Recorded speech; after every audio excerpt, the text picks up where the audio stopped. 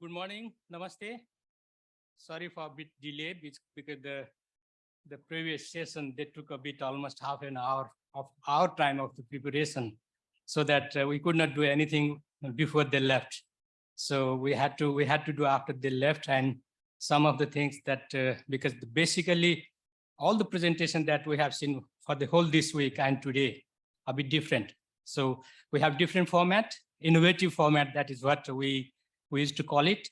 And because of that also, it's not just the presentation that we have to be sure that they are here. We also had to be sure that it's exactly in the format that we design our presentation, and that is uploaded and in their laptop, that they will be, because we don't have any control, they have the control. So we have to be sure that their control is in line with our control. So that is what it took a bit more time.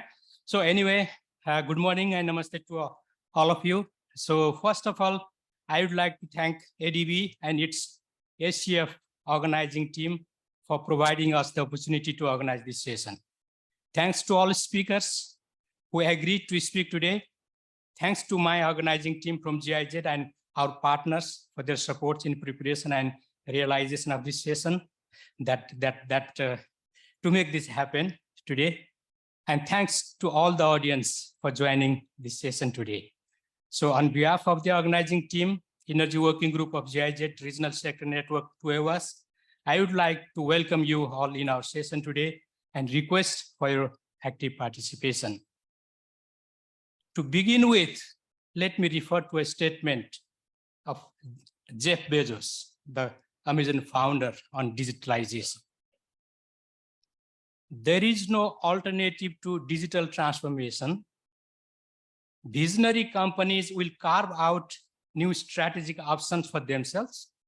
Those that don't adapt will fail. With this, digitalization is not just about automation, information technology, or big data sets. Rather, it is often something related to the changing the culture, the mindsets, attitudes, and perceptions of the people. As far as the digital transformation in clean energy transition is concerned, it is expected to overcome the cultural barriers and skill gaps that could hinder a successful digital transformation, both for individual organizations and for the clean energy transition as a whole. Anyway, digitalization is just a means, not an end itself.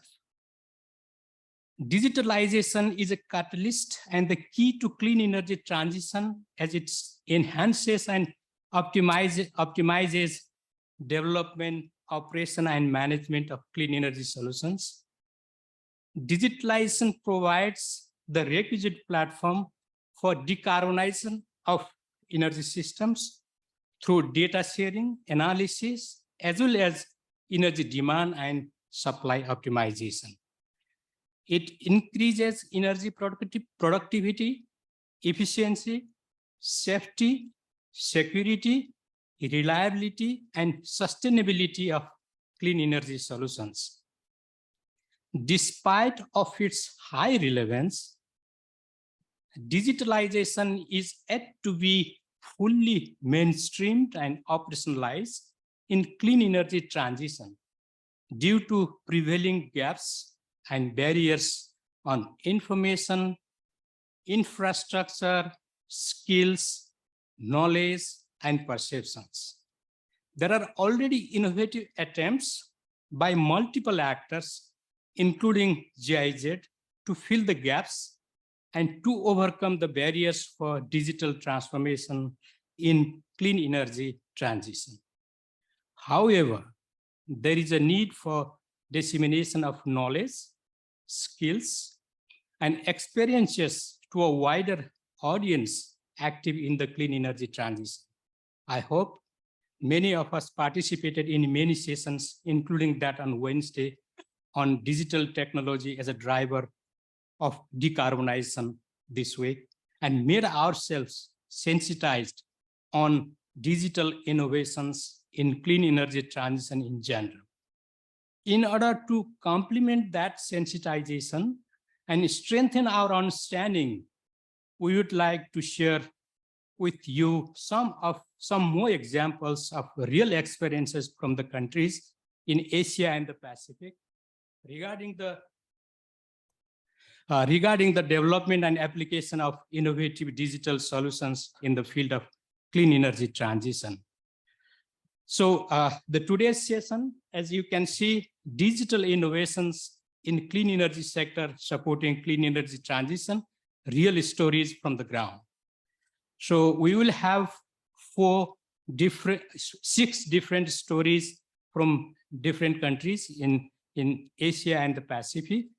The first we will have from Vietnam, innovative e-learning approach to enhance energy efficiency learning. Ms. Tran will be presenting that. And the second, we will have the digital energy management and the use of artificial intelligence. Dr. Mul Muhammad Khan from Pakistan will be presenting the second presentation.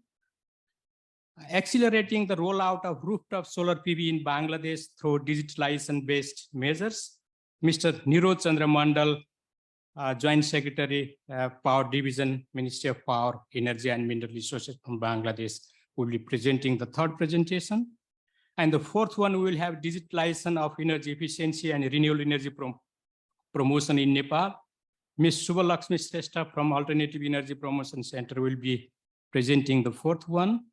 And the fifth one, we will be presenting, we will have a presentation from Thailand, Southeast Asia Information Platform for Energy Transition, CPET, a dynamic platform for clean energy transition. Mr.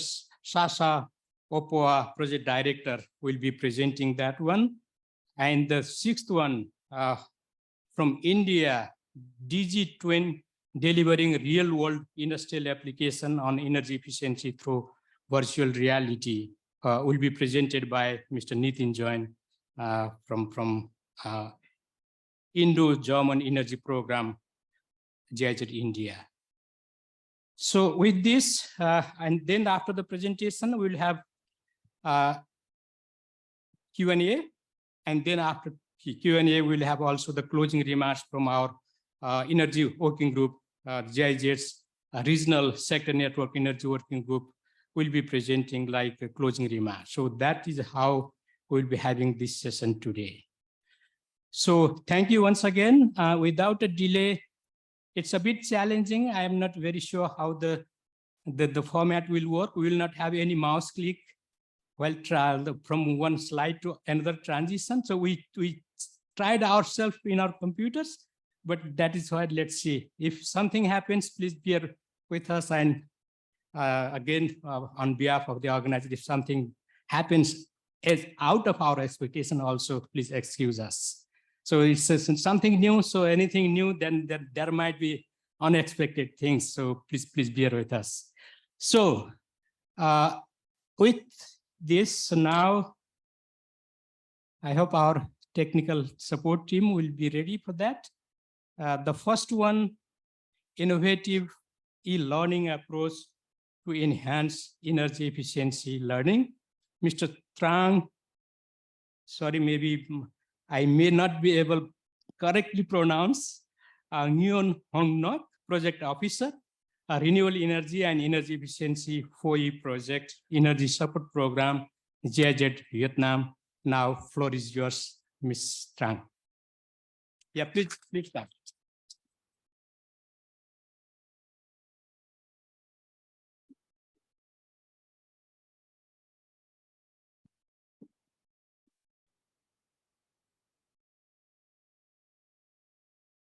Okay, so good morning, everyone. Thank you for having me. So my name is Trang, Project Officer of Energy Support Program in GIZ Vietnam. And I'm presenting on behalf of two of us task force on digitalization, some of the innovative approaches that we use to enhance our e-learning on energy efficiency. So as you know, digitalization is developing very fast. It also brings a lot of opportunities to enhance and increase the outcome.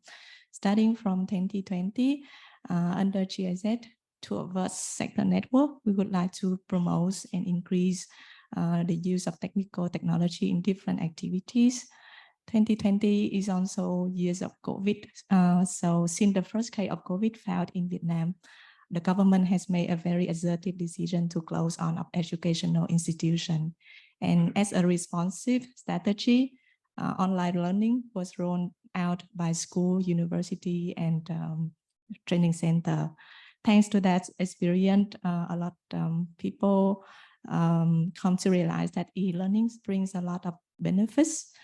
It provides learners with flexibility and convenience, and it's also very cost effective.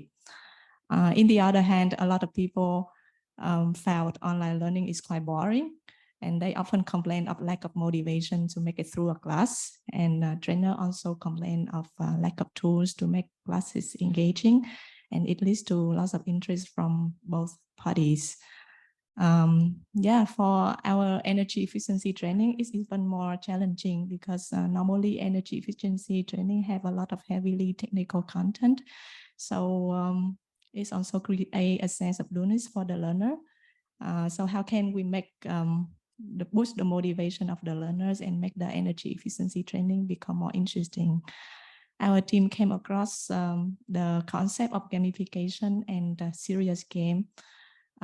This is like a strategy to enhance the motivation of the learners by create the experience that similar to the experience you have when you are playing game. And with that concept, in 2021, we implement our first pilot projects. We redesigned our training curriculum on energy efficiency for private sectors using different games elements. During the instructional design, we consider different learning theories.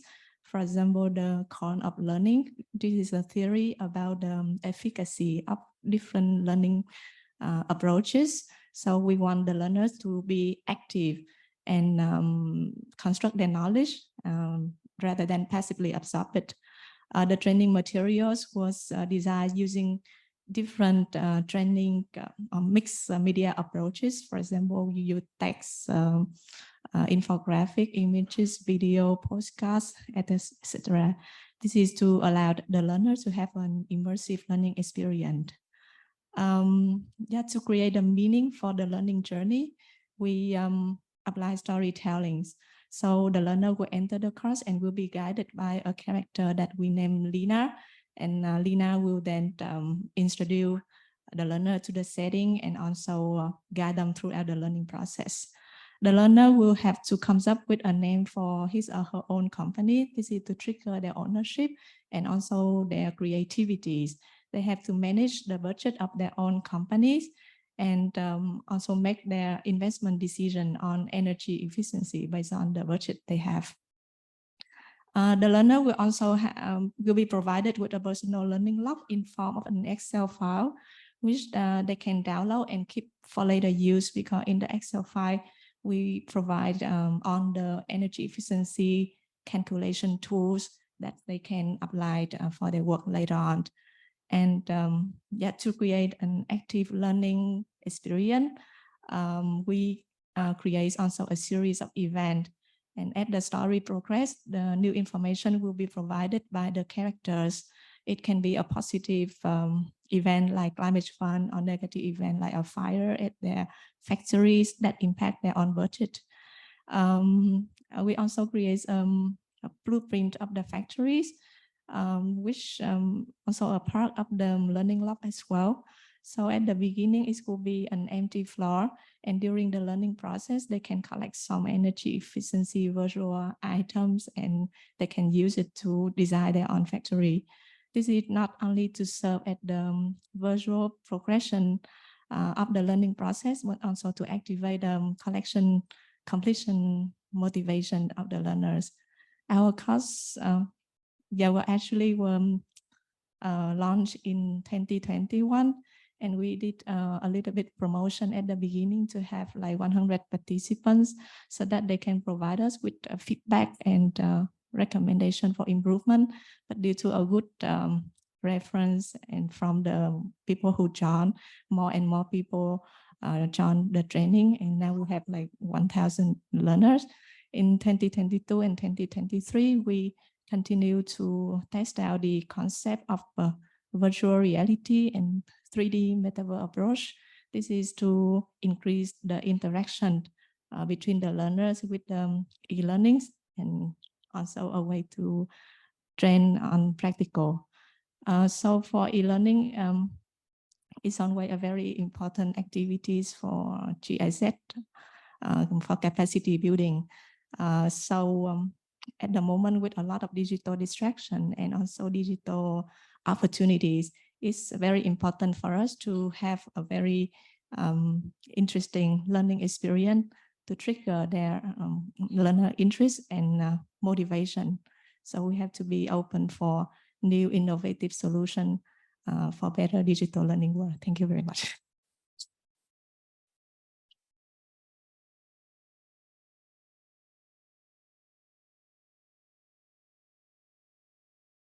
Thank you, Trang. So we have computer assisting us, so no need to somebody sitting with 5 minutes, 10 minutes. So you have seen this week. So thank you very much. It was really nice. That was really examples how in the world that it's very difficult to really participate in physical training, and also many difficulties. So we have the option that you can also participate in the digital training and get skills, ideas, and also virtual industry visits. So people who don't have really experience visiting the industries or do not have time to visit the industries also can have some ideas. Thank you very much.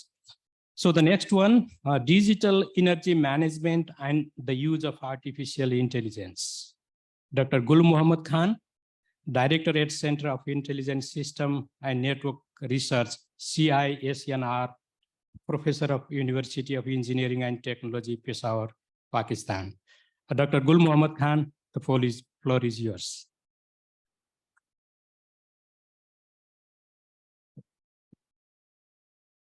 Hello, everyone. It's good to be here. Thanks to GIZ for providing the platform. Okay, I'll be talking about the application of digitization in generation, transmission, distribution, and the end consumption, and the innovation and probability of how we can utilize artificial intelligence in generation, then in transmission and distribution, and ultimately in the consumption side. If you see, right now, the end world requirement of the world is pretty small, but we are getting there because the requirement is increasing day by day. And with the increase, some people might say that it might create more hassle, but the byproducts are the actual problem. So with the conservation, we can reduce that. And then we have, we talk about the renewables. There's an opportunity, there was an issue of predictability and integration in it. But with artificial intelligence, it ensured that now we are capable of utilizing the renewables in much better way. It can predict in much better way. We have explored the artificial intelligence and digitization in transmission and distribution sector. And the good thing is that we conducted a pilot study out there, and the statistics are amazing. I'm going to be sharing that in a while. So we have devised the system for checking out the whole transmission and distribution infrastructure. And one of this interesting case that we come up with, that usually the user want not only the monitoring, they want the action to be taken by the system. So this particular system can balance the load on the transmission and distribution system itself. And it can, if you can see, it has a huge amount of saving out there. These are some of the statistics of the pilots that we have conducted. And if you can see, just by balancing the load on only 6 transformers, we managed to reduce, we save a huge amount of electricity. And it's just by implementation of this system. And interestingly, the ROI of the system is less than a month. You won't see that in digitization circle that often. Another case in India and Pakistan, the problem is of the electricity theft as well. Again, we devise a system which can take care of the electricity theft itself, mostly through automation and AI.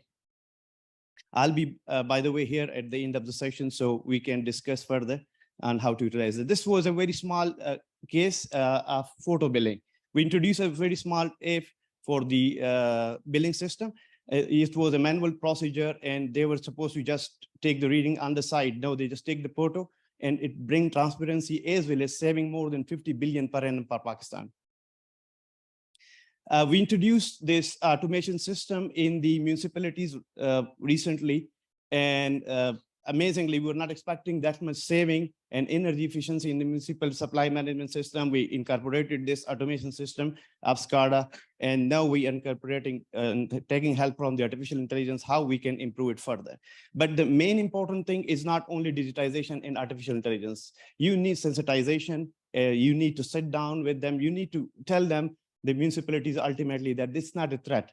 You have to sit down, and that's what GIZ did lately. So we demonstrated through example, and now they have started using it. So when they start using it, they are like more kind of, it's like, it's a technology. When there was initially the mobile phone was a threat, but later on, these days, everybody's holding one. So you have to let them start using this technology, and then they will see the actual benefit out of it. The initial statistics that we can see is that there was voltage variation in some of the pumps. There was, and we initially thought it doesn't have much impact, but if you could see the amount of heat it generates and the amount of losses that were out there because of the slight variation in the currents and voltages were enormous. And through this identification of these, they have to just make a few fixing, and they managed to receive more than 6% already, which is like a huge amount of savings, especially in the municipality sector, apart from the other quality of service and benefits. AI is being explored in a number of fields like building energy management, in HVAC, lighting systems, at the consumption side, in ICT infrastructure, in residential and power grid and industry. And I'm going to be sharing some statistics with you. Interestingly, it's from the last year, December 2022. And this is the review of more than 1,000 papers demonstrating an energy saving potential in all these areas. If you can see, on average, it's more than 30%. And all just some basic digitization and artificial intelligence incorporation. This is one of the experiments that we have conducted ourselves, and we are looking forward for its universal use. And if this is going to be implemented, even on your phone, individual phone, you would be able to save more than 50% because it activate and deactivate things based on your use. And if you can see, we can predict your variation of technology with more than 90% accuracy. Why and why not? The thing is, the trust with the use of technology, with the passage of time, the fundamental issue with artificial intelligence is that you have to make sure that data is correct. And once we do that, then we will be in position to create that trust and usability.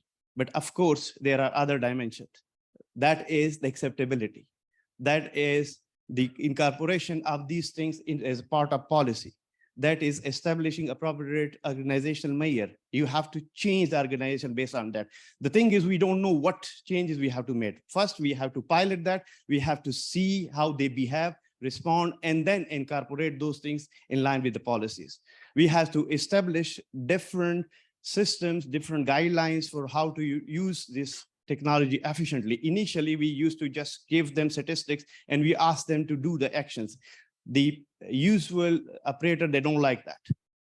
Okay, I think on the last slide, what is blocking us? So it's the energy efficiency consumers, the policymakers, the lack of technical capacity, the gaps, overlaps is one of the issues. Multi-donor agencies are working in parallel and sometimes in the same domain. They don't kind of compare statistics with each other. Thank you. I think it's.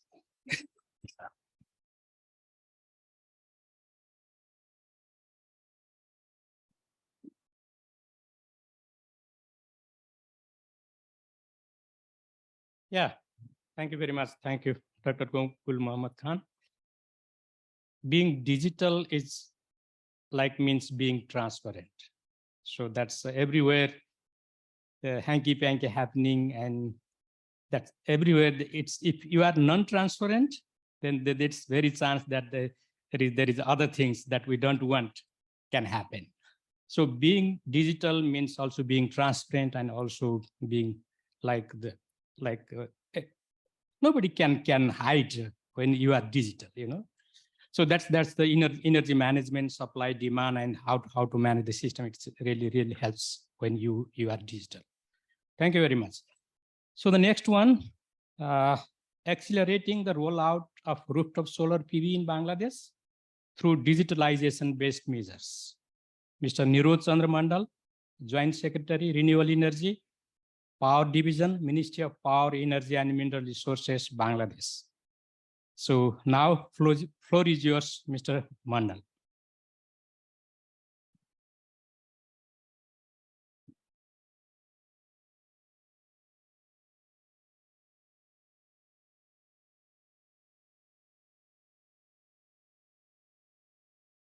Honorable moderator, respected panelists, distinguished participants, ladies and gentlemen.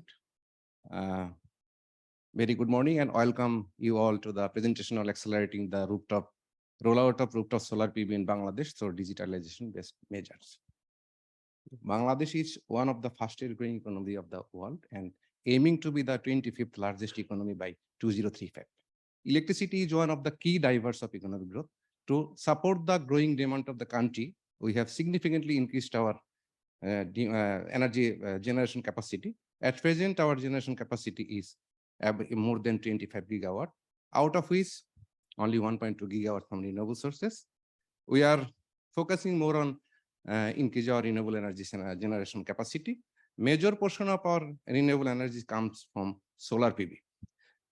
Our vision is to make our country by smart 2041, and we are planning to harness 40% of our energy from renewable sources by 2041, which will play a key role to shape up smart Bangladesh. And we are planning to increase our renewable energy generation capacity, and we have taken some policy initiatives, and we have also taken implementing some project from renewable sources.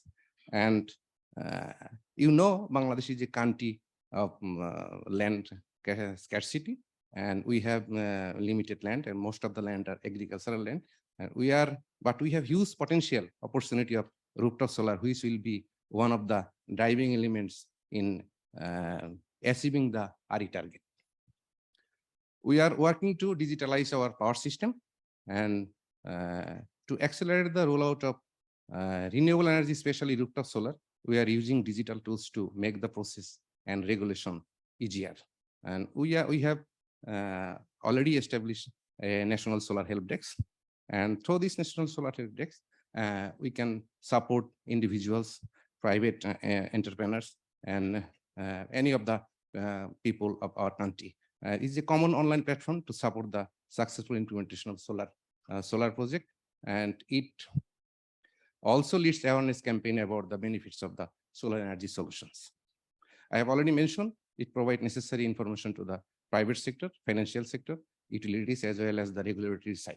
This initiative is ensuring access to reliable information and guidelines to scale up rooftop solar installation. We have from National Solar Help Desk, from anyone, from any portion of the country can take help from this solar help desk, and how to establish a rooftop solar from individuals' own. The National Solar Help Desk provide the information for implementing the expansion of rooftop solar in our country. We are in the process of establishing an online application for net energy meter. This is a common platform for applying for net energy meter. Any renewable energy system owner can apply to this respective utility online and get permission for net energy meter. Utility will process the application as per the agreed framework. Progress against this application can be tracked.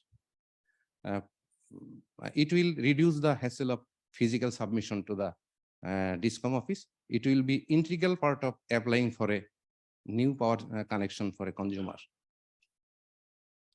And we are processing the implementing the remote monitoring of installed rooftop system.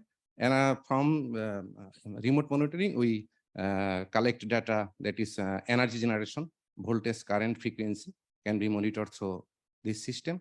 A server will store all the data. It can be hosted in national database and local server. It will give clear picture of the performance of the installed system and help to take data-driven decision. This will ensure accountability among stakeholders and quality of installed will be improved eventually.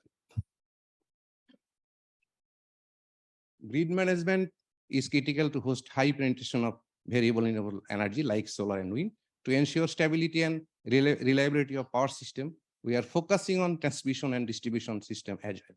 How much variable renewable energy can be injected to the grid and how much energy can be integrated to the grid, it should be determined by feasibility analysis. Infrastructure and human capacity building are the integral part of digitalization. We have established a grid modeling lab, complex simulation and study like short circuit analysis, dynamic simulation, optimum power flow, advanced linear analysis can be done. So this by this level, by this modeling lab, we are providing training on grid modeling and simulation through this lab. As our grid is expanding and more renewable energy are injecting to our grid, the grid management is to some extent critical. For proper management, digitization is a must. And we are using some innovative technology, introducing advanced grid monitoring technologies such as wide area measurement system. This will enhance our situational awareness and help to take effective decision for grid management. Our grid will be smart, quick, and efficient because of the digitalization measures taken. When a system will be digitalized and smart, everybody will be virtually connected to each other, and everybody will be virtually accountable to each other, and this will be the beauty of the digitalization or smartness of the system. To ensure a greener, cleaner, and safer planet for the next generation, we must take smart measures for sustainable development.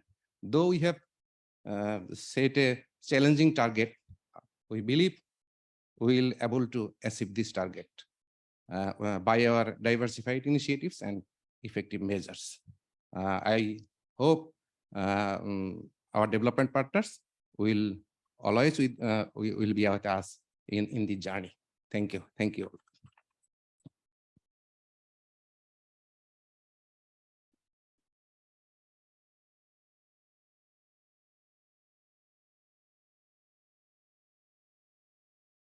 Thank you very much, Mr. Niru Chandra Mandal. Really, you managed well. So it's not that easy how that goes and how my speed of speaking goes. So that's really the challenge that we have to manage ourselves. Thank you very much, speakers, so that you are managing very well. The next one, digitalization of energy efficiency and renewable energy promotion in Nepal. The story from Nepal. Ms. Subhalakshmi Shrestha, Assistant Director, Alternative Energy Promotion Center, Government of Nepal. Now she's presenting the stories from Nepal, and now floor is yours.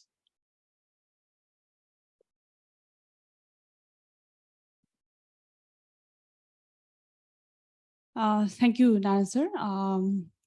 Very good morning to you all, and thank you for having such an innovative session over here. Now, I'm Subhalakshmi Shrestha, mostly talking about the application of digital tools for the promotion of RE&E, how these digital tools being a catalyst for the promotion of RE&E I'll be mostly talking about on behalf of AEPC.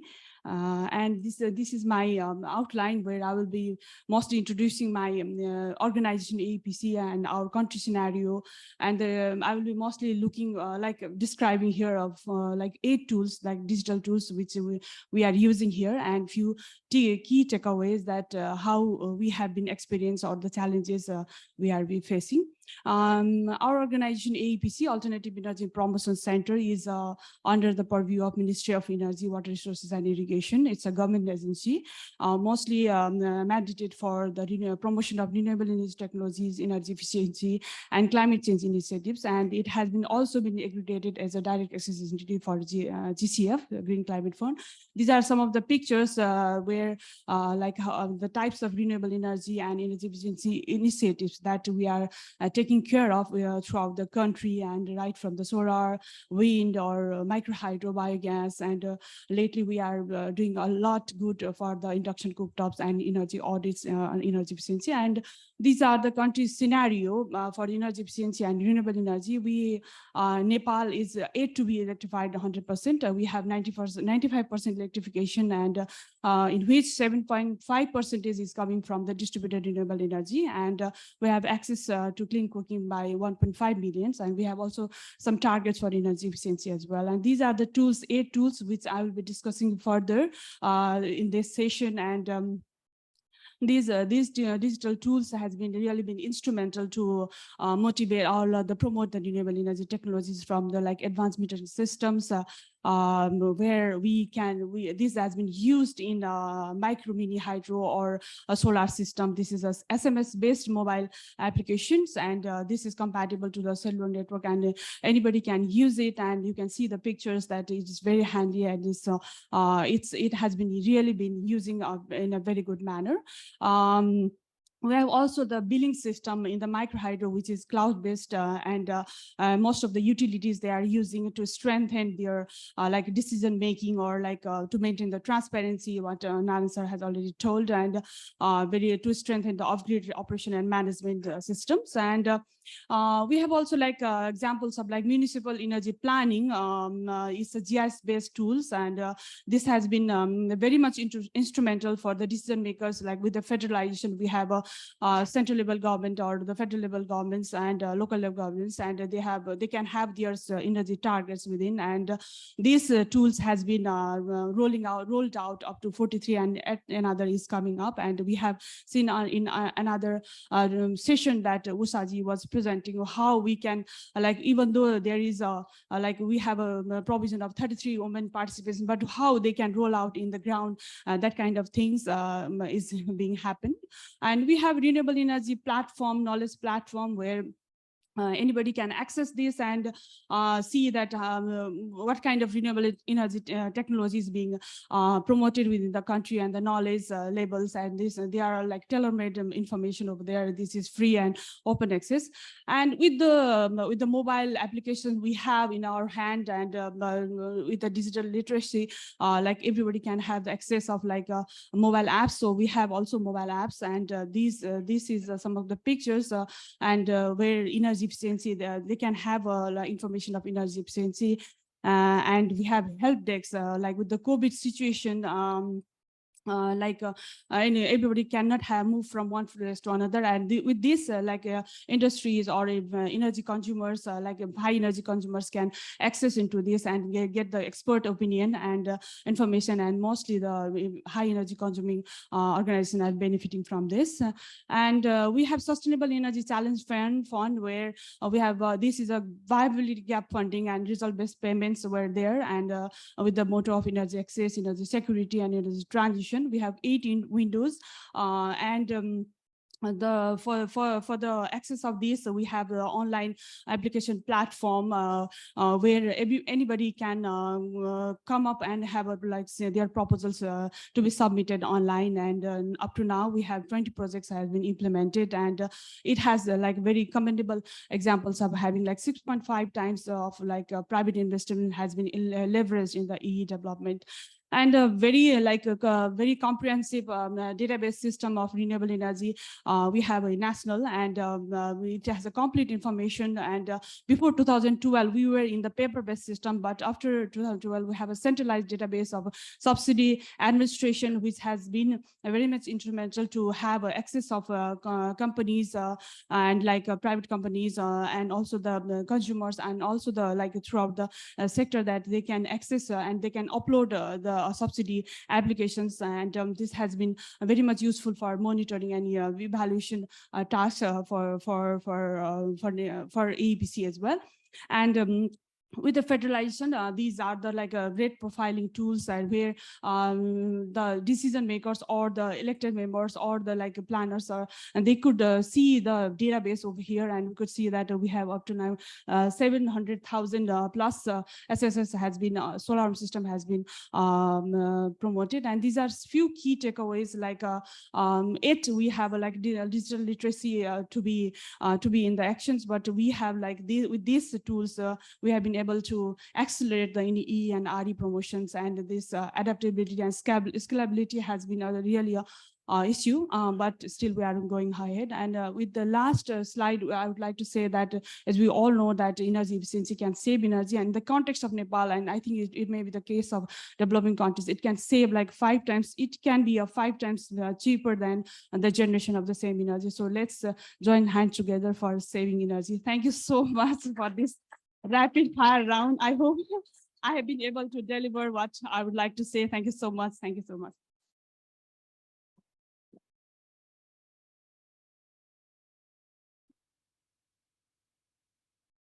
Thank you, Shubhaji. Thank you very much. Yeah, we are managing the challenges. So the next one, DigiTwin, delivering real-world industrial application on energy efficiency through virtual reality. Mr. Nitin Jain, Program Head, Energy Efficiency in Industry, Indo-German Energy Program, GIZ India.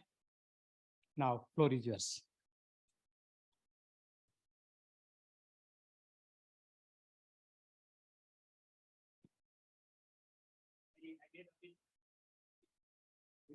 The technical team can manage.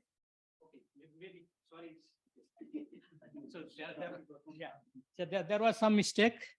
So anyway, the fifth one I missed. So the fifth one, sorry, Nitin, please. Southeast Asia Information Platform for Energy Transition. So a dynamic platform for clean energy transition. So maybe I wanted to give a bit different format to yours. So maybe that came in anyway.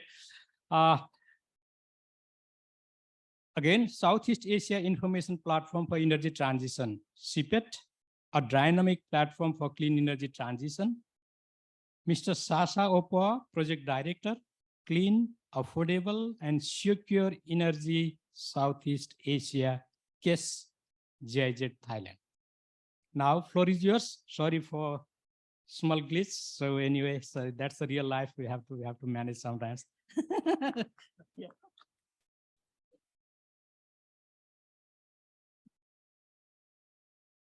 Yeah, also very warm welcome from my side. I'm Sasha, I'm with GIZ Thailand. And I'm very happy about the opportunity to share some insights with you about a platform that we developed some while ago, but still sort of setting this up. It's about the Southeast Asia Information Platform for the Energy Transition, or CPET in short. Before going into the details of it, just some context as to where this emerged from. I'm working on a project called CASE, Clean, Affordable, and Secure Energy for Southeast Asia. It's a project funded by the German government, implemented by GIZ, but not GIZ alone, but with think tanks based in Germany, but more importantly, also think tanks from the region. So we're focusing on 4 countries, Vietnam, Indonesia, Philippines, and Vietnam. And in each of them, we're partnering with the think tanks. And we're also in a line program to the Energy Transition Partnership, in case you've come across them. I guess what we all agree on in this room is that we need to shift and transform away from this. Not case, but hopefully, yeah. I guess we don't agree necessarily on the how to do so, and not necessarily on when this should take place, but that we need to transition away from this. And the approach that we take as case is an evidence-based energy transition. And what this means is that by providing targeted research for necessary questions, by mapping sort of who's working on this, who's working on what in the area, transparently, integrating both stakeholders in the energy field, but also those outside, but affected by decisions taking in it. And talking about the energy transition is somewhat like the tale of the elephant and the blind monks, where each of these blind monks hasn't seen an elephant before, but would touch only parts of it. So one would touch the trunk, one would touch the tail, and each of them would conjure a picture of what this creature might look like. And if they then shared and talked with each other, they would be able to complement the picture of actually what this elephant would look like, rather than only parts of it. And with CPED, or the elephant, more specifically, the elephant is the energy transition for us.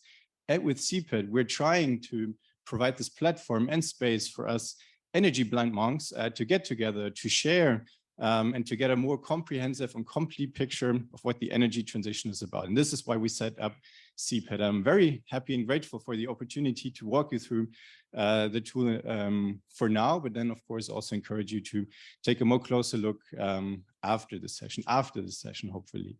The first component I would like to focus on is the project mapping tool. So essentially, if you want to break it down, it's a more modern or more upgraded version than a donor mapping that most of you, or many of you, I guess, were also been working before. But these were done in Excel.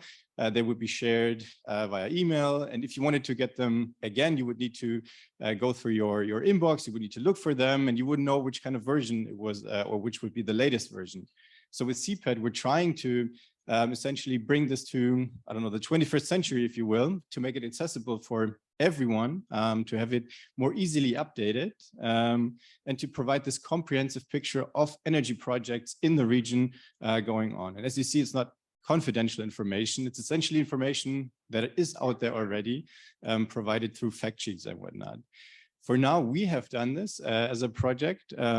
We based this on a donor mapping that was done by this ETP, by the Southeast Energy Transition Partnership. Maybe you've participated, but of course, this isn't a sustainable solution. We cannot take on this effort of constantly uploading and then going through this, but it will only work if we join in this together. So you essentially, donors, development partners, also being interested, providing your projects there so that we can also complement the picture of energy projects and things going on in the energy transition in Southeast Asia.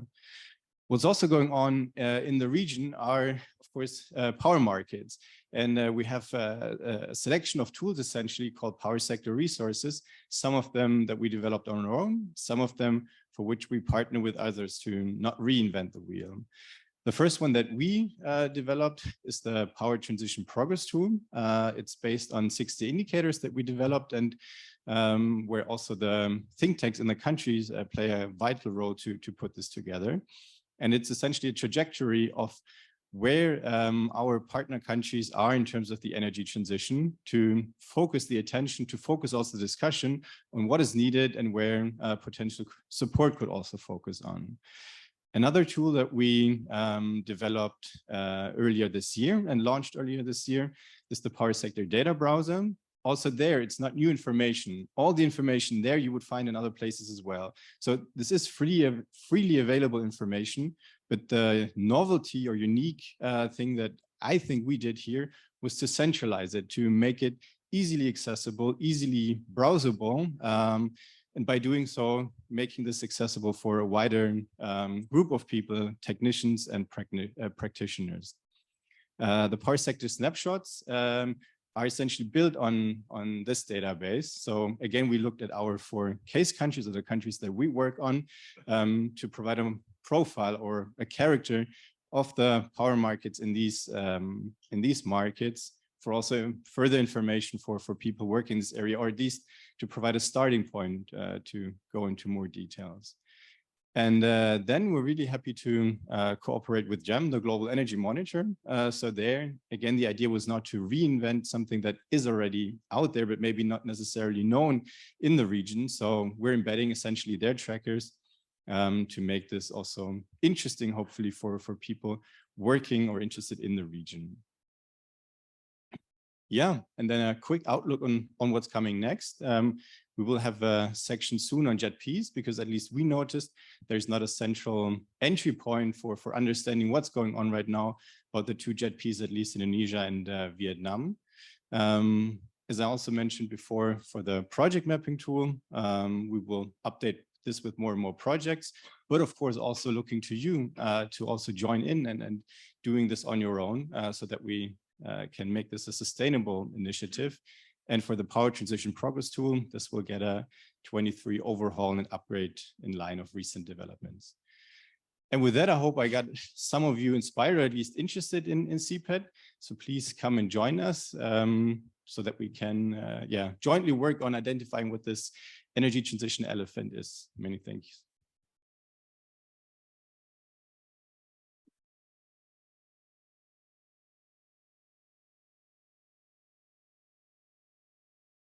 Yeah, thank you, Sasha. You see, Sasha is different than others. So initially it was in my mind that the Sasha would be a bit at the end after that one. Later on, the sequence changes. So anyway, thank you very much for bearing that small error. So now, Nitin, please. Yeah, so now maybe somebody thinking that why India inviting twice. So anyway, it's good or bad. Anyway, it's really nice. Thank you. Thank you, Naranji. Yeah, maybe repeating again, GG Twin delivering real-world industrial application on energy efficiency through virtual reality. Nitin Jain, Program Head, Energy Efficiency in Industry, Indo-German Energy Program, GIZ India. The floor is yours. Thank you, Naranji. Thank you. Good afternoon to all. Thank you for having me here. Yeah, so I come from like the Indo-German Energy Program, and at GIZ we are supporting Bureau of Energy Efficiency, Ministry of Power since its inception to support their ambitious goals over a period of time. We are supporting them since inception. So I'll be talking about the energy efficiency in industry and data program.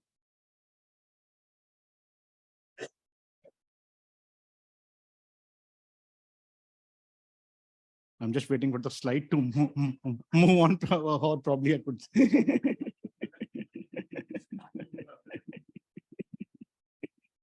Yeah, so the broad objective of the program is like to capacitate the Indian non-PAT industries in the secondary steel and pulp and paper sector to implement and adopt energy efficiency measures. Until 2020, we were been supporting Ministry of Power, Bureau of Energy Efficiency for a scheme flagship program called PAT. Since then, we venture into like the medium and small and medium enterprises. Oh, it's now running fast. So the 4 objectives, when we talk about like the industries, sorry, I need to be fast. So when we talk about like the industries, the main question comes with the industry owners is where, how, who, how they are training, what all industry energy efficiency they are planning to do. So this question comes into the mind of the industry when they're thinking of energy. And they always talk about the risk. For them, it is, can we erase the risk by doing the trial run in similar equipment at some other place, not in my factory, especially when we talk about the MSME sector and the small sectors. They are really, really hesitant to take the risk at their place, at their like position. They always look for other to be the first one to take this. So what we think is like the monitoring is the key to energy efficiency. Until and unless we monitor the data, energy efficiency could not be done. So this is like the trial facilities with complete monitoring system. There could be monitoring tool is needed and are needed to do this. We need to have a robust monitoring. And this is again a challenge with us, at least with the small and medium enterprises. They always find it difficult to share the data at times. Now this is like where we are understanding the actual with the OEMs, we are understanding the digital tool mechanism, how it works and how it runs. And the development of the digital tool exercise is being prepared first in discussion with the OEMs and then with the classroom trainings, understanding the themes, getting the IT persons and the other technical persons all together discussing about how it works and what it works for the industry. It's more of like the capturing of the model. Like this is how you can see where the model is being captured. Digital twin, this is one of a very small thing where we see, okay, how we do this and how we are capturing the data and things with the actual on the ground on the site to the like the applications. So digital twin basically talks about like the actual replica of the equipment. So it's basically, if you see in this, like the monitoring is an essence to this. Once we have this digital twin, you see a part of it is without monitoring and the second part is with monitoring. Until unless you have the data, you are not able to improvise what you intend to do. So there are like, and apart from this, what we can also do is we can virtually install energy conservation measures and visualize its benefits. This is one of an example whereby waste heat recovery could be like added into the system, and you could really see the potential benefit and what we could get out of this without even implementing on the ground at the site itself. So we do, and this could be done with other measures also, like the VFDs in pumps, fans, compressors. This is again an actual model with this digital replica. So this is, here you see an example how it works, whereby the actual model is there and with the digital replica. So now what we always say is, now location is not a boundary. We are not confined ourselves to just at one factory on one site. We could work anywhere. This is like just an example for a model at Chennai airport. So we could work anywhere, wherever we feel like. Now there are no boundaries to this. As far as content is, so it's basically an exact digital replica of the actual equipments. It operates as per the actual equipment, and it responds to the change of its ambient condition. Whenever you change some ambient conditions, it responds to that on an actual case basis, not on anything which is like virtual. And now the trainee can now play and understand the effects of their actions without impacting the actual plant operation. Now they're able to see, okay, if I do this much increase or decrease, what will be the impact? They also understand like the evaluate performance of the system in various conditions, and the training of the best practices and measures are being done by this. So this is like the way, a visual way from the like VR glasses, how we can see this and what comes next. So this is more of like the classroom training platforms. You just close this, you open this, you play around with this, and you can see the difference, what's moving around and what could move around in my actual factory and actual plant location. Yeah, this is again one of a small example on this, whereby you just turn on, you turn off. How does it works? How does it improvise?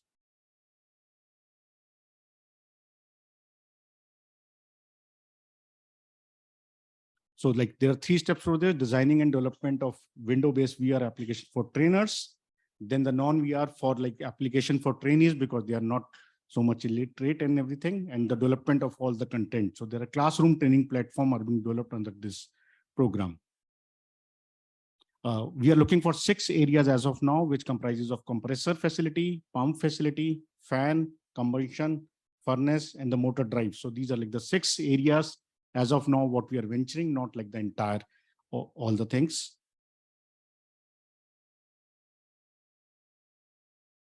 So there are like ample of training modules are being developed to just in the local language, also in the like the main language and pictorial form, so that they can play around with these type of things, and they have like the digital world. They could see how things move and how things perform based on like the difference what we do. Yeah. So this is all from my side. Sorry for a little bit plus and minus here and there, but I'm happy to answer any questions later. Thank you.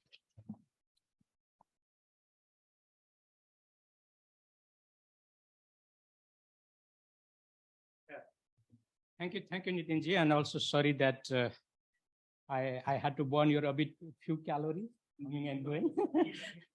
So anyway, now I would like to request all our speakers, and also including our energy working group speakers, Dr. Sanjay Gorkhali, also to the desk. So we have now the question answer and the discussion that what we have, and also the thanks to technical team also. You managed wonderfully, and thank you very much. So we're not very much sure at the beginning that whether that's our test in real life. So we tested in computer, but yeah, please come, please join. So Nitinji, please. Reminding me.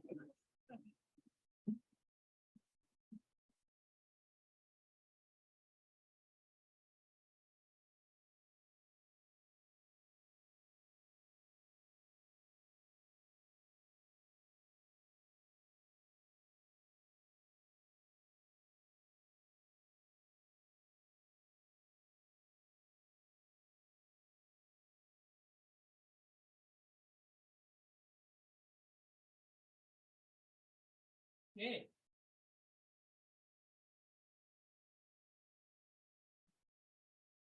Yeah, it was a bit like uncertainty how, because that's something new. It's always uncertain that how whether you would be successful or not to make that happen. But anyway, that worked well, and our speakers managed very well. So hopefully you like that one, something new. Sometimes testing some new things also is nice, you know. Sometimes a bit bitter, sometimes very spicy, but no matter. It's always nice to have some new test. Okay, so real stories from the ground from different countries, not the same topics, different topics, and a bit also the different ways, like real, like a bit wider, or was narrower, or whatever. So it was really nice. I enjoyed a lot. So to start with, I would like to go to all the speakers. So developing new things, new tools is fine. So maybe you need to operationalize it. You need to go to the next level. So what do you think your biggest challenge? I will give to all the speakers maximum 2 minutes time, so that you can just think of what would be the biggest challenge for you in order to move next step in operationalization of your tool that you develop. So anyway, starting from Sasha. Thanks. Yeah, I think the greatest challenge for us, if it's just one, that we completely underestimated the whole process. So it took way more resources, both time and also budget, to develop this. Also because I don't think as a company we are really well equipped. So also internally there wasn't a lot of people we could ask, or maybe they are, but then we didn't know about them. So if one challenge, yeah, I think that we are not the experts in this, and we underestimated this process. Yeah, so for me, the challenging when we design the e-learning using the gamified elements is how to balance the elements that we choose to put in the e-learning, because you know that you have to understand your target group to select the right one, right gamified elements, because sometimes if you overdo it too much, then it's also have you know, a negative impact. For example, it will confuse the learners, or they will be losing their learning objective. Don't, you know, overdo too much the, you know, reward and punishment, because sometimes it will demotivate the learners. So it's on way very challenging for us to pick the right one and try to balance on the elements for our e-learning. Thank you. Yeah, thank you, Tran. Dr. Gul Mohammed, please. Yeah, Narayan, you did pointed out one of the thing that when you do digitization, the first thing that come out is transparency. And like you have to create this mindset that transparency is a good thing, it's not a bad thing. Another interesting thing that I came across while working in the sector for last 20 years or so, we usually go and we pitch these digitization and artificial intelligence to people, and we share some case study. It is supposed to start living with them, these things in parallel to what they have. Only then they will realize that what's the benefit of it. And the trust artificial intelligence, it's still in the preliminary stage. So if they start using it kind of assistive technology rather than straight away adopting, it might help them a lot. So if we follow that strategy in future, I think this is what we are doing right now with the municipalities. They have their own systems, and we started changing some of it. So they started to look into it, and they themselves feel too. When you ask someone to do it, it's like being forced. They start looking problems for it. But when they see it themselves, they adopt it much faster. Thank you. Yeah, thank you, Mr. Nirut Mandal. Thank you, Sure, moderator. To make the system digitalized is a complex issue. We have to develop the virtual connectivity to each other, that is bidirectional connectivity or multidirectional connectivity. You think a system, the power system is connected to the government, and the utility. Utility that is distribution, generation, and transmission, and the individuals. We have to first build the connectivity among these. And in our case, in our country, you have other different, the government is subsidize the electricity tariff. When government subsidy will comes to the tariff, to the individuals, it has to develop. It is a complex issue to develop. And this process, there are few challenges. And the first challenges is if you want to digitalize the system, we have to modernize our equipments first. Hardware, that is hardware. Also the software. If you introduce the hardware and software, you have to update time to time also. This is also a challenge. And to update this system and to digitalize finance is another challenge. That you have to face some challenge. Other challenges when the system will be digitalized. The security is another challenge. That is security means physical security, also cyber security. You have to take measures to proper security. These are the challenge, I think, that if your system is digitalized, you have to face some challenge and you have to upgrade time to time to cope up the modern technology or modern system. Okay, thank you. Yeah, thank you, Mr. Mandal. Shivaji, please. Thank you so much. Yes, I fully agree with him as well and other panelists. Like with the digitalization, it's new things coming, like as we face today as well, and it's new. And for the context of Nepal, we are mostly promoting. In the case of APC, we are mostly promoting renewable energy that is disaggregate or decentralized, and we have they are also have a digital technologies over there. And yes, of course, first thing is the digital literacy and the digital infrastructure, what we have to, and cyber security as well, management of them systems like database is really a very good, very big thing, we need to handle. Otherwise, the data, whichever we have, then that may be in nowhere. So that kind of things are there. And awareness creation, whatever new things we do, then we need to have a very good awareness creation within the group, where we wanted to impact on. So that kind of thing is needed, and I think we need to work on that for the strengthening this kind of digital tools. Thank you so much. Yeah, Nitinji, please. Thank you, Shivaji. Thank you, Naranji. Since this program talks about the MSME, so there were two challenges which we really faced. One was getting the owner on board, because for owner, what is more important is their production. Without hampering the production, the training has to be imparted. So getting them on board with full transparency, as some of the colleagues also mentioned, was an important challenge for us to get them on board. Second was to develop the product whereby the workers, and at the workers level, they are really not too much, I said some are illiterate, they are experienced, but still they are not so much digital savvy. Getting them on board and developing something so that they are able to make this really happen. And what happens in India in the cluster levels, if one cluster adopts, it's followed by other clusters. So it's a big challenge to start off with this, but yeah, thanks. Okay, thank you very much. Today is Friday. And we were forced to start late, 15 minutes late. So as per the normal schedule, we have 12 minutes left. But as for the time given to us, still 27 minutes left. So that's, I have to balance the interest. As an organizer, the given time, 90 minutes. So I don't want to waste of that 90 minutes, to lose that time. Also, I don't want to make you bit also hungry.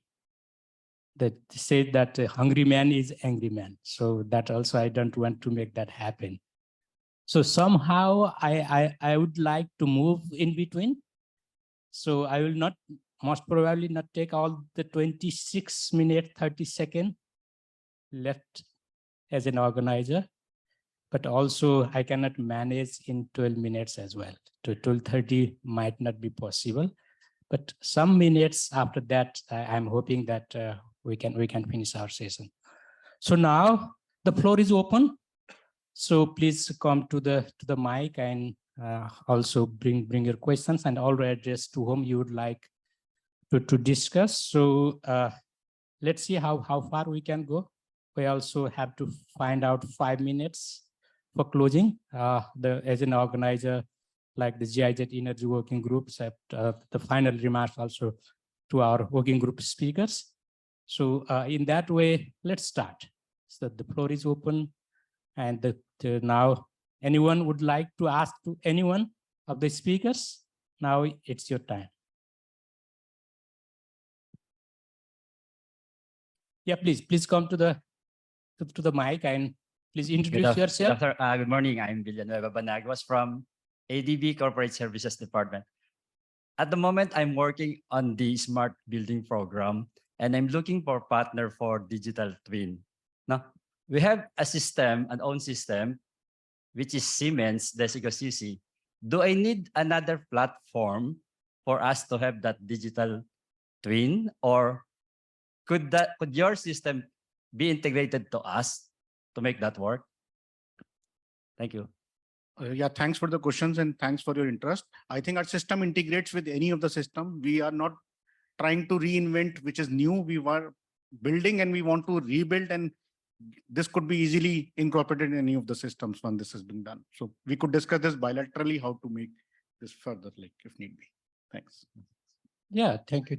Yeah, please. Something for smart building. If you want to building a smart building, a building must be flexible. You cannot make a existing building smart. It is very difficult.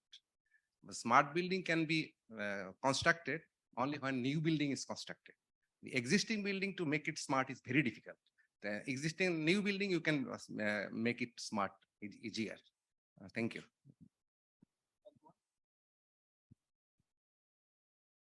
Okay, so next question, please. Please introduce yourself also. Hello, my name is Shashi Kumar. I am from GIZ, India. I work for Green Innovation Center, a project which works on agriculture. My question is to Ms. Tharang. First of all, acknowledge that you did a very good presentation. Obviously, all the presenters did that, but in your presentation, I just wanted to understand that when you bring this technology inclusion part, digitalization, this is very great, which solves our most of the problem. But as a development agency, what is the sustainability of such intervention? Because once the project is over, we just move on. So who takes care of it? Who takes the ownership of this? And then how it's in long run been implemented? Thank you. Question to whom? Trang, okay. Yeah, so in GIZ, we have e-learning platform. It was managed by our headquarters. And this is on the e-learning we developed will be on that platform. It's the module management system. So when we create the products, we have to also comply with some certain quality criteria that was already, set out by the headquarters. And then later on, when we finish that project, they will be the one who manage and continue to maintain it. Yeah, thank you. Hey, thank you, Trang. Next question, please. Anyone? Okay, please.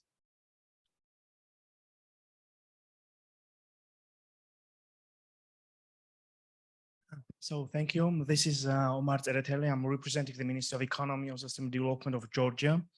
So thank you once again for such an interesting and profound presentations you provided. So you have spoken a lot about the digitalization and energy transition. And that's the topics, by the way, we are just launching in Georgia. We are starting working on those topics. But so do you consider, what do you consider as one of the obstacles, one of the challenges to implement the mechanisms in these directions? Because in our case, for instance, we always face the lack of awareness in public society. And so we have a lot of campaigns. We are going from regions to raise and to increase the awareness of the people and for the better understanding. And so if you have such kind of experience, if you face these kinds of obstacles, what is associated with the public awareness and the lack of interest, or it would be very beneficial to be shared with us. Thank you. Would like to respond? I think lack of awareness for digitization is not a problem at all. everybody in favor of digitization process. You can say the problem, one of the problem is digitization, the capacity building. If you want to digitalize your system, you have to build up your capacity. Capacity in those who are working there, capacity or the supporting staff also, capacity building of need for the government officials also. All the people, those who are concerned related to this system have to be digitalized. These are the challenge. Awareness is not a challenge to us for all, I think. Thank you. Let me add to that. I've had working experience with, especially in the power sector distribution, where the meter readers usually collect data manually, and also in the municipal sector, where the operator has to manually go and turn on a system and sit there for 8 hours and turn it off. So these manual processes, they're usually the threat. They feel the digitization has been the threat. You have to provide alternative industry. You have to provide the advantage of this digitization in a parallel world. You have to improve your industrialization out there so that there are more job opportunities for these people. Otherwise, they represent like more than 70 to 80% of your public sector employees. And the moment you move toward digitization, automation, and efficiency, that's going to be always there. So naturally, you have to start using them in parallel to other alternative resource management. That's the only way you can move on. Okay, thank you, Dr. Gul Mohammed. Thank you. Thank you, Mr. Mandal. Anyone really interested to ask any questions, or you give us towards moving closing? Yeah, please.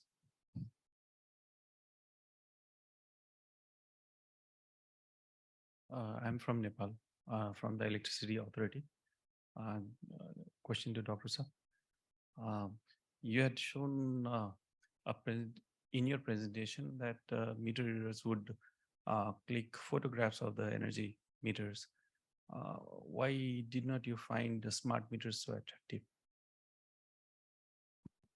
Okay, that was a very interesting case back in 2014 when for the first time we pitched this concept of smart metering. In fact, we managed to produce smart metering products which can provide smart metering at 1/5 of what it is internationally, because what we did is we transformed them into individual boxes which provide multi-consumer from a single box. So it's low carbon and it's multi-utilization, and it reduces the cost of hardware, transportation, even the runtime cost. So it did literally brought the cost of smart metering in Pakistan to like almost $20 per consumer for 5 years, services, installation, and everything. But still, it was pretty high for them since we are currently in more than 3 trillion circular debt, and we also have more than 30% electricity losses. So when we pitched the concept, it was difficult to get funding from outside through public-private partnership, and it was difficult to invest money. So I remember the chairman Wabda in Pakistan, he asked me, can you come up with a solution that I can implement with $1? And that was the only solution we could think of. And trust me, it saved more than 5%, which represent like 20% of the losses through underbilling and overbilling. And it was pretty easy. And even the meter readers were initially pretty happy because they had to like create these registered writing and stuff and then putting into the computer and all that. With this, they just walk in, take the picture, the artificial intelligence extract the data, go to the system directly, even the consumers is informed. So everybody is kind of in the loop.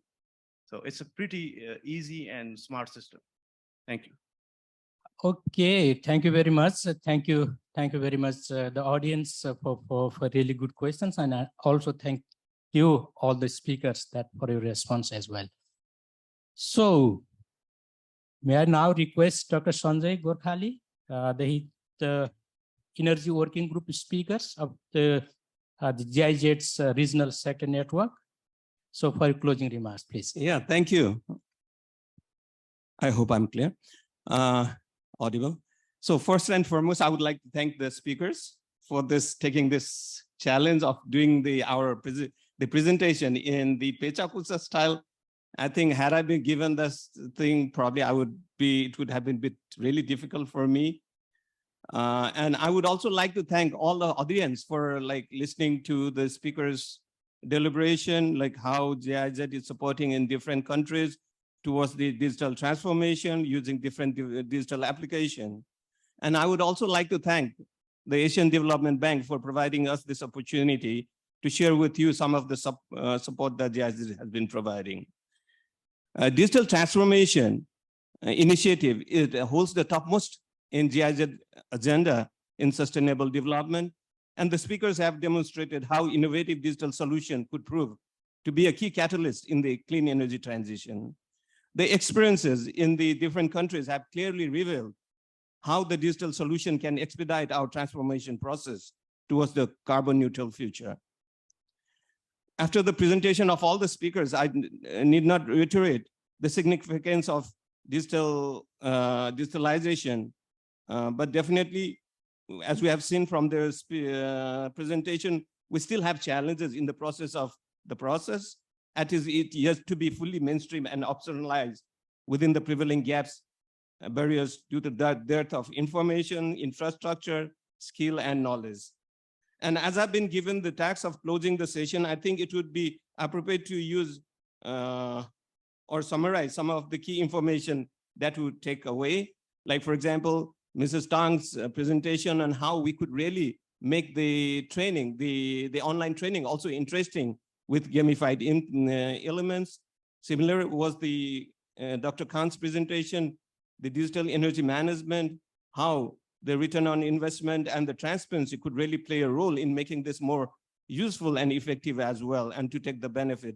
Similarly, Mr. Mondal sharing on digitalization-based measures accelerating the role of rooftop solar, particularly looking at the Bangladesh goal to reach renewable energy by 2041. It was there.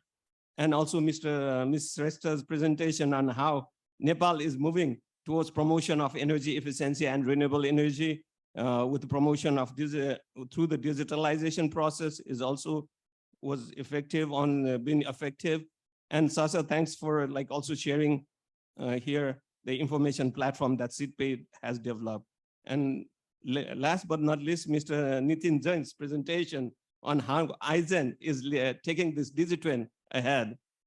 In this occasion, I just take a few more minutes. I would also like to briefly introduce GIZ's internal sector network, TUEVAS, to transport, environment, energy, and water in Asia. It's a platform of GIZ for regional professional exchange and cooperation between GIZ experts in Asia and at the head office. Currently, TUEVAS connects 87 projects across 13 Asian countries in the field of transport, environment, energy, and water. And some of us who are here belong to Energy Working Group that promotes the exchange of knowledge and experience in sustainable development in Asia. It is a forum of allowing networking, information, and knowledge exchange. And this platform also provides a forum of discussion among peers for mutual support on different topics. By means of activities such as collaborating mapping, available know-how, sharing on the available know-how on renewable energy and energy efficiency, we identify and share among projects. And we also, the working group also leverage synergy through joint and coordinated activities between GIZ projects in Asia, as well as throughout the world. Further information on GIZ sector network and the Energy Working Group, definitely you can find it in our website. But before ending my closing remarks, I would like to thank you once again for distinguished speakers from the partner countries, once again in making this session an immense success. I also wish to thank the Asian Development Bank for hosting, organizing, and inviting us to this event. And finally, my deepest thanks to my GIZ colleagues, without whose support would not have been successful. And together we are looking forward to such a sharing session in years to come, and also towards carbon neutral future. And thank you for listening. And please feel free to reach out to us. Thank you. Thank you. So we took 79 minutes and 30 seconds only. Still 10 minutes to go anyway. So the now session is closed, and thank you very much for your patience. And we don't want to keep you waiting for the lunch. So the session is over, and thank you very much. And thank you everyone. Thank you all. Thank you.